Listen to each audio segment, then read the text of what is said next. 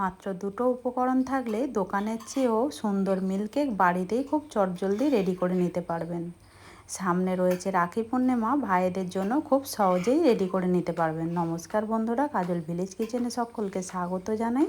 রোজকার মতো আজও রান্নাঘরে চলে এলাম। আজকের রেসিপি প্রথম থেকে লাস্ট পর্যন্ত দেখতে থাকুন, আশা করছি ভীষণ ভালো লাগবে। তো চলুন তাহলে শুরু করা যাক। তার জন্য দেখো একটা কড়া বসিয়ে দিয়েছি, কড়ার মধ্যে দিয়ে দেবো বেশ কিছুটা জল, মানে একটুখানি জল দিয়ে দেবো।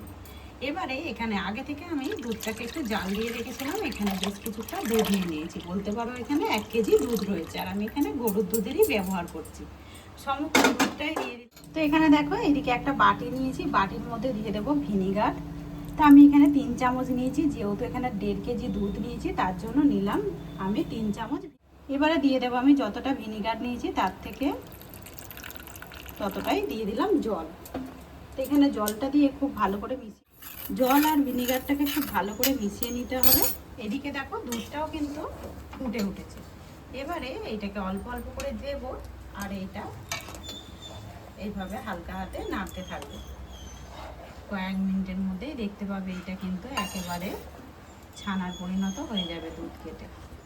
এই সময় গ্যাসটাকে আস্তে রেখে হালকা হাতে এভাবে নাড়াচাড়া করলেই দেখবে দুধ কেটে একেবারে ছানার পরিণত হয়ে যাবে। আর এই দেখো কত সুন্দরভাবে কিন্তু ছানাগুলো কেটে গেছে, আর জলটা কিন্তু একদম আলাদা হয়ে গেছে, দেখতেই পাচ্ছ।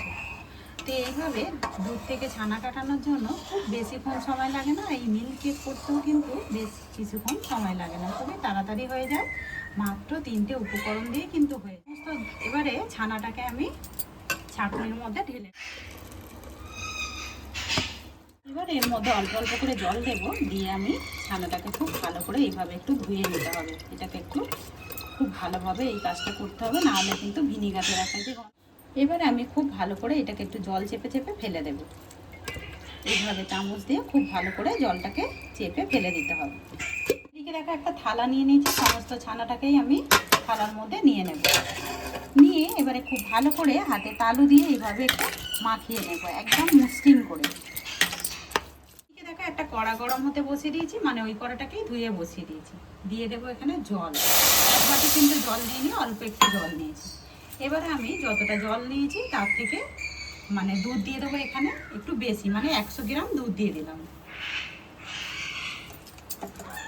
খুব ভালো করে মিশিয়ে নিতে হবে, যেহেতু জলটা গরম হয়ে গেছে দুধটা মেশাতে আর কিন্তু একেবারে দানা দানা থাকবে না, খুব ভালো করেই কিন্তু মিশে যাবে। এবার এখানে ফাটিয়ে নেওয়া 3টে এলাচ দিয়ে দেবো। এলাচ দিলে পরে মিল্ক কেকের কিন্তু দারুণ একটা টেস্ট আসবে, একদম দোকানের থেকে কিন্তু দারুণ স্বাদের গন্ধও ছাড়বে।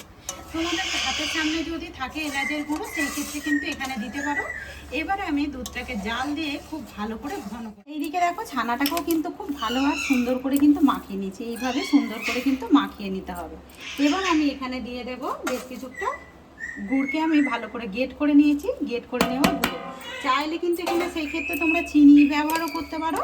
এবারে আমি গুড়টাকে দিয়ে খুব ভালো করে মিশিয়ে নেব। গুড়টা দিলে পরে কিন্তু মিল্ক কেকের স্বাদটা বেশ দারুণ আসবে, আর রঙটাও কিন্তু খুব সুন্দর হবে। তাই জন্যই দিয়ে দিলাম এখানে আমি গুড়গুলো দিয়ে খুব ভালো করে ফের মিশিয়ে নেব। এইদিকে দেখো দুধটাও কিন্তু ফুটে ফুটে বেশ ঘন হয়ে গেছে। এখানে যে ছানার মিশ্রণটাকে আমি ভালো করে দুধের মধ্যে মিশিয়ে দেবো। একটু নাড়াচাড়া করে নেব, ভালো করে দুধের সঙ্গে মিশিয়ে নিতে হবে। কয়েক মিনিটের মধ্যেই দেখবে এটা কিন্তু সুন্দর একটা ঘন হতে শুরু করে দেবে। আর এই মিল্ক কেকটা আগেই বলেছি করতে বেশিক্ষণ সময় লাগে না। চাইলে তোমরা কিন্তু এই ভাইফোঁটাতেও এইভাবে কিন্তু মিল্ক কেক করে তোমরা কিন্তু পরিবেশন করতে পারো। দারুণ সুন্দর টেস্ট হবে, আর স্বাদটাও কিন্তু দোকানের থেকে কোনো অংশে কম হবে না। তোমরা দেখো এটা কিন্তু একেবারেই শুকিয়ে এসেছে, হালকা একটু নরম নরম আছে।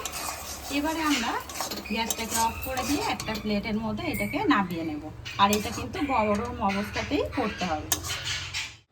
এবারে এভাবে একটু সুন্দর করে সেট করে দেব। আর তোমরা দেখো কতটা কম সময়ের মধ্যে কিন্তু আমরা বাড়িতে কিছু উপকরণ দিয়ে এরকম কিন্তু মিল্ক কেক রেডি করে নিতে পারি, তাও আবার দোকানের থেকে বেশ দারুণ স্বাদের। খুব ভালো করে আমি সেট হতে দিয়ে দিয়েছি। এবারে এটাকে ঠান্ডা হওয়ার জন্য 1 ঘন্টা এইভাবে রেখে দেবো ফ্রিজে। দেখো তোমাদেরকে আমি 1 ঘন্টা পর দেখাচ্ছি মিল্ক কেকটা কত সুন্দরভাবে জমে গেছে। দেখো এইভাবে কিন্তু বাটি উল্টে দিলেও দেখো পড়বে না, কত সুন্দরভাবে সেট হয়ে গেছে। তাই জন্য বলেছিলাম 1 ঘন্টা মতো রেস্টে রেখে দিতে হবে। এবারে আমি তোমাদেরকে একটু কেটে দেখাচ্ছি। আর এই দেখো কতটা সুন্দর দেখতে হয়েছে, দেখো দেখতে যেরকম সুন্দর হয় এগুলো খেতে কিন্তু আগেই বলেছি বেশ দারুণ লাগে। তো তোমাদের আজকের রেসিপি কীরকম লাগলো অতি অবশ্যই কমেন্ট করে জানাবে। যদি রেসিপিটি ভালো লেগে থাকে একটা লাইক করে দিয়ে এইভাবে আমার পাশে থাকবেন, আমাকে সাপোর্ট করবেন। আমার এরকম নিত্য নতুন রান্নার জন্য পাশে থাকা বেল আইকনটি প্রেস করবেন।